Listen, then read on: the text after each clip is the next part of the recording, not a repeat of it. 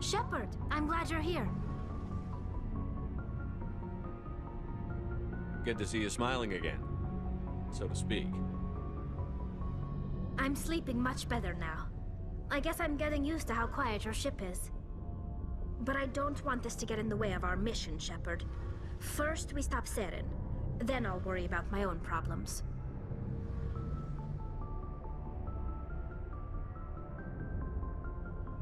I want to know more about the Geth.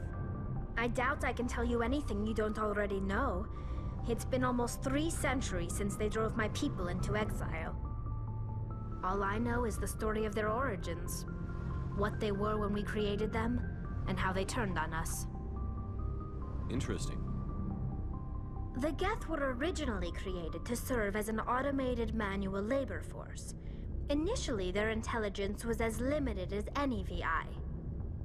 Over time, we made small modifications to their programming to allow them to perform more varied and complex tasks, bringing them closer and closer to true AI status. How come the Council didn't step in and stop you? This wasn't true AI research. We may have been skirting the bounds of the law, but we never did anything that was actually illegal. The changes were so insignificant, so gradual, that we were able to control them. Or so we thought. But one thing we underestimated was the power of the neural network. 1 million Geth thinking simultaneously created an inherently unstable matrix. So, the Geth share brain power? Many of the Geth's logic systems were designed to work in concert with other nearby Geth. Basically, the more of them you have in a group, the smarter they are. So there's some sort of group consciousness? No, nothing like that. They cannot share sensory data or information. Their programming cannot handle that much simultaneous input. Each Geth maintains an individual awareness and identity. The neural network only operates on a process-based level. It's basically the synthetic equivalent of a subconscious.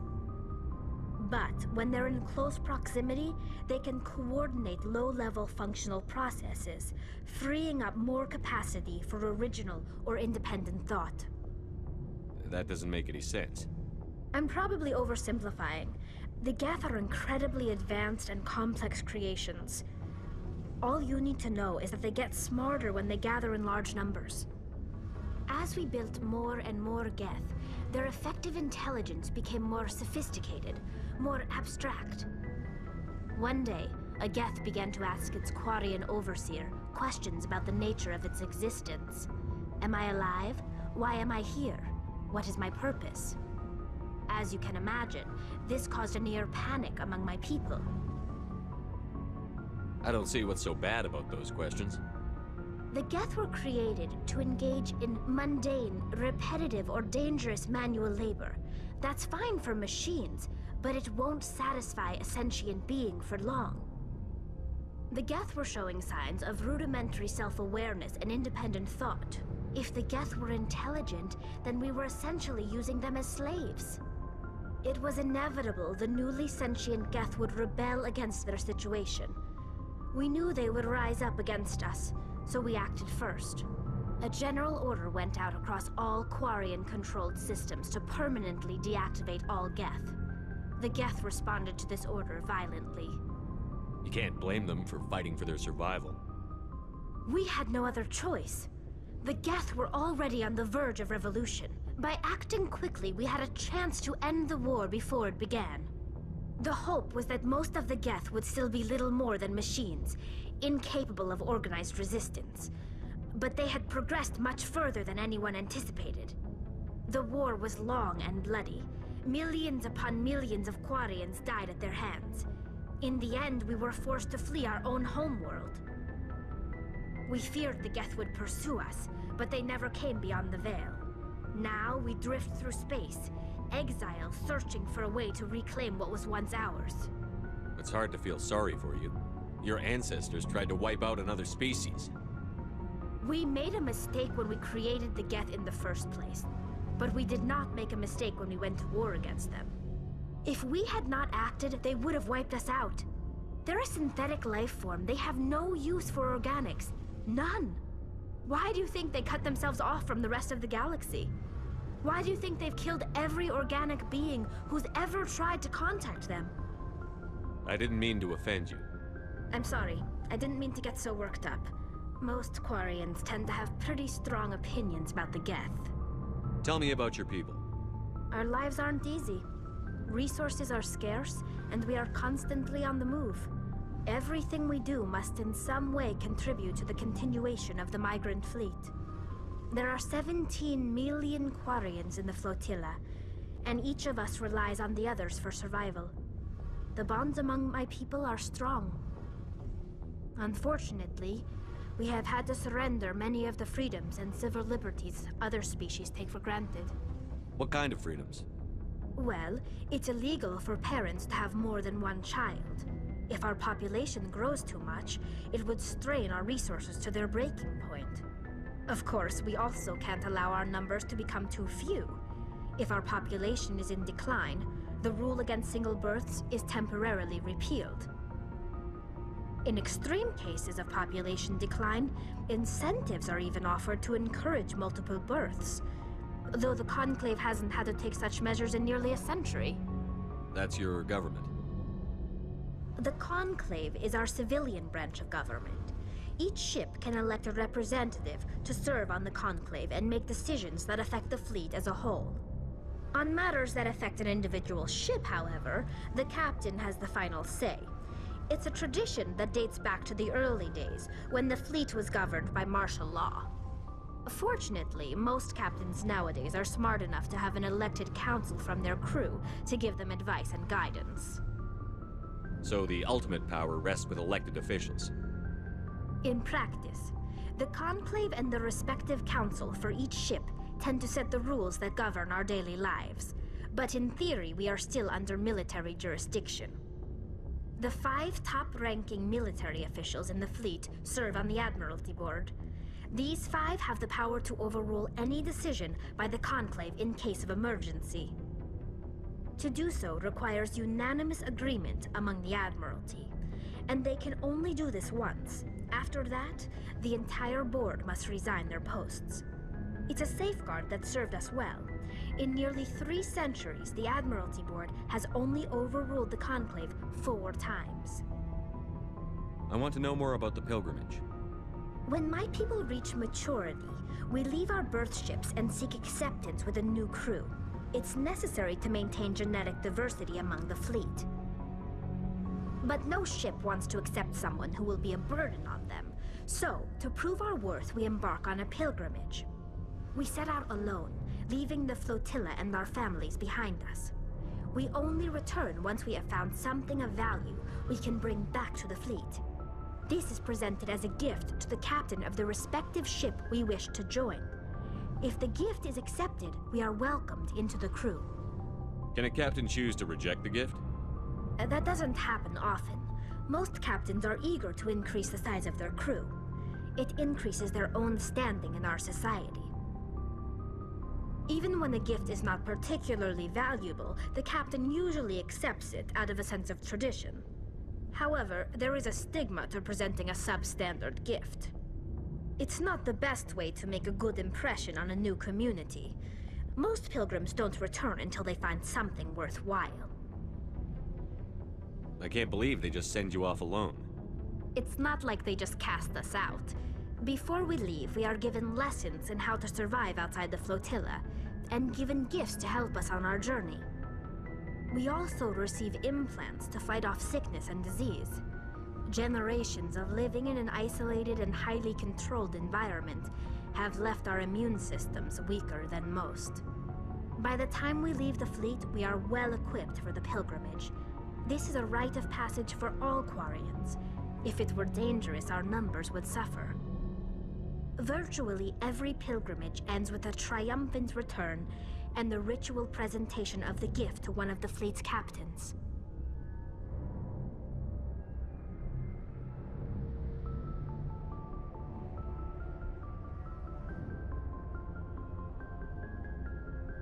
I want to talk about something else. Like what?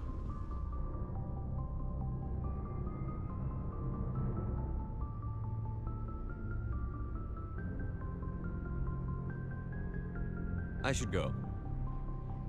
See you later.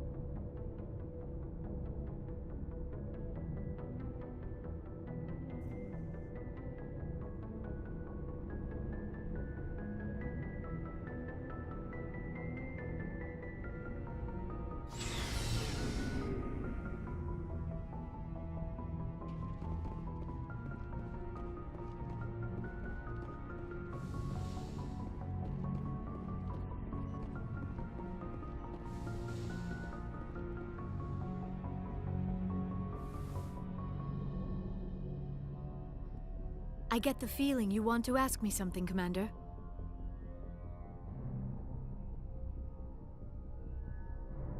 I'd like to know more about the Asari. We were the first species to discover the Citadel. We were instrumental in forming the Council, and we always strive to be the voice of peaceful cooperation in galactic disputes. My people believe we are all part of a single galactic community. Each species contributes something to the greater whole. Although we seek to understand other species, it seems few of them seek to understand us. The galaxy is filled with rumors and misinformation about my people. Like what?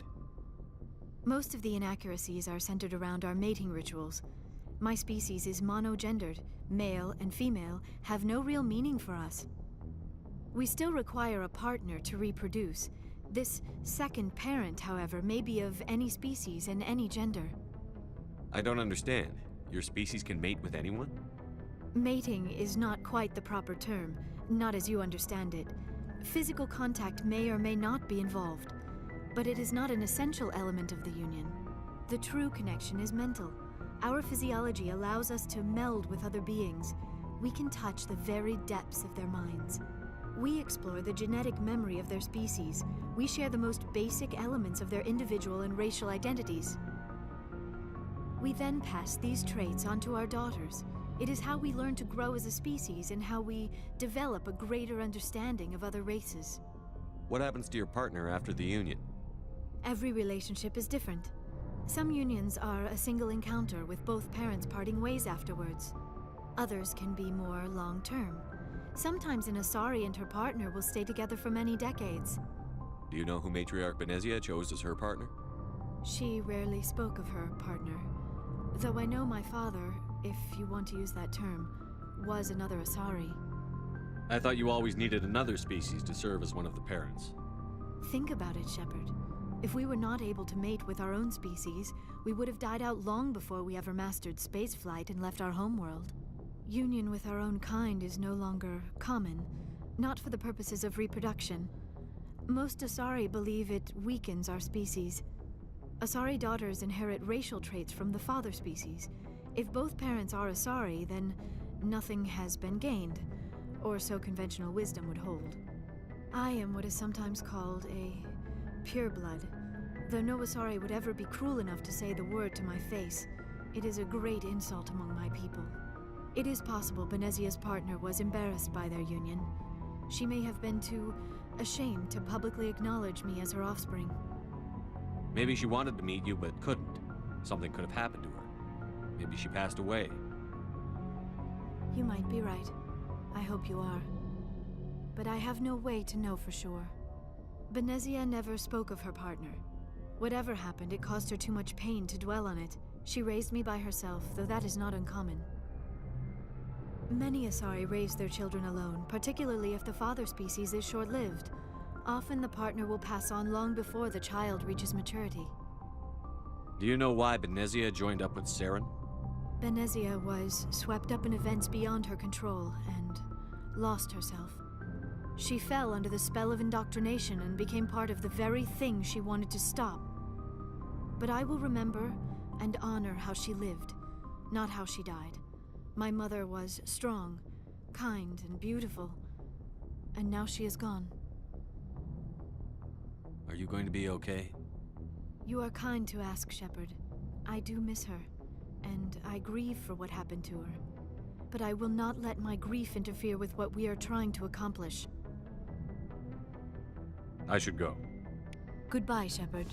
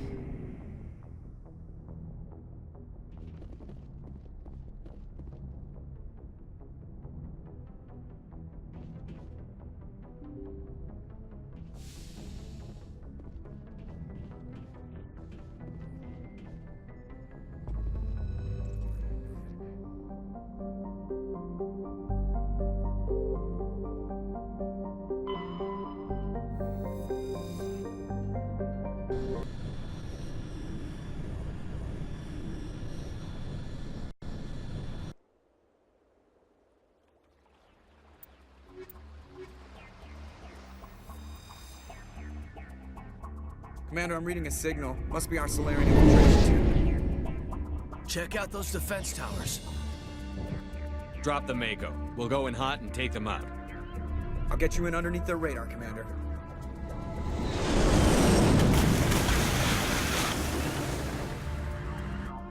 You've got a clean drop, Commander.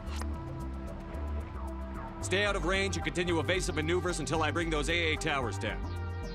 I know the drill. Meet you at the camp once those towers are offline. Joke around.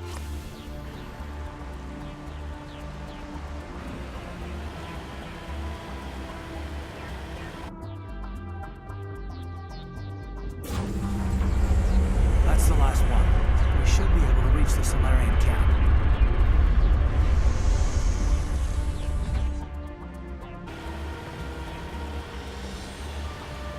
Commander, Normandy's touched down at the base, but it looks like we're grounded. The Solarian captain can explain when you get here.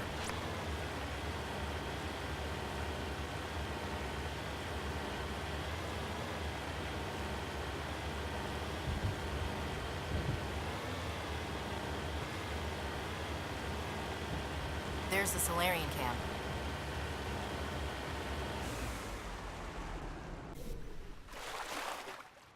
So what are we supposed to do now? Stay put until we can come up with a plan. Are you in charge here? What's the situation? I'm Captain Kirahi, 3rd Infiltration Regiment STG.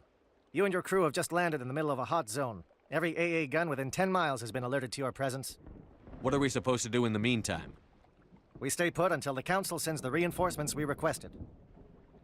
We are the reinforcements. What? You're all they sent? I told the Council to send a fleet. We couldn't understand your transmission. They sent me to investigate. That is a repetition of our task. I lost half my men investigating this place. So what have you found? Saren's base of operations. He set up a research facility here, but it's crawling with Geth and very well fortified. Is he here? Have you seen him? No, but his Geth are everywhere, and we've intercepted some comms referring to Saren. This is his facility, there's no doubt about that. What's Saren researching? He's using the facility to breed an army of Krogan. How is that possible? Apparently, Saren has discovered a cure for the genophage. What's so important about curing this genophage? It was the solution to the Krogan problem. We introduced the genophage to the Krogan population after the uprising, to quell their numbers. Without it, the Krogan will quickly overrun the galaxy. And these Krogan follow Saren. The Geth are bad enough, but a Krogan army, he'd be almost unstoppable. Exactly my thoughts. We must ensure that this facility and its secrets are destroyed. Destroyed? I don't think so. Our people are dying. This cure can save them. If that cure leaves this planet, the Krogan will become unstoppable. We can't make the same mistake again. We are not a mistake. Is he going to be a problem? We already have enough angry Krogan to deal with. He'll be fine. I'll talk to him. I'd appreciate that, Commander. My men and I need to rethink our plan of attack. Can you give us some time? Go ahead, Captain. I'll come back soon. We won't be long, Commander. In the meantime, if you need any supplies, you can talk to Commander Rentola. He's in one of the tents nearby. Looks like things are a bit of a mess. Yeah. I wouldn't be so worried if it wasn't for Rex. He looks like he's gonna blow a gasket. You think I should go talk to him? It wouldn't hurt. Well, it might, actually. Just do it carefully. I'll be careful, but be ready, just in case. I'm always ready.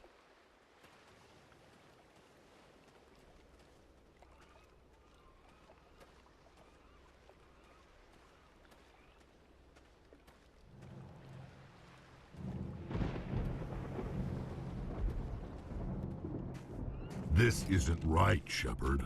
If there's a cure for the genophage, we can't destroy it. I understand you're upset, but we both know Saren's the enemy here. He's the one you should be angry with. Really? Saren created a cure for my people. You want to destroy it. Help me out here, Shepard. The lines between friend and foe are getting a little blurry from where I stand. This isn't a cure, it's a weapon! And if Saren is allowed to use it, you won't be around to reap the benefits. None of us will. That's a chance we should be willing to take. This is the fate of my entire people we're talking about. I've been loyal to you so far. Hell, you did more for me than my family ever did.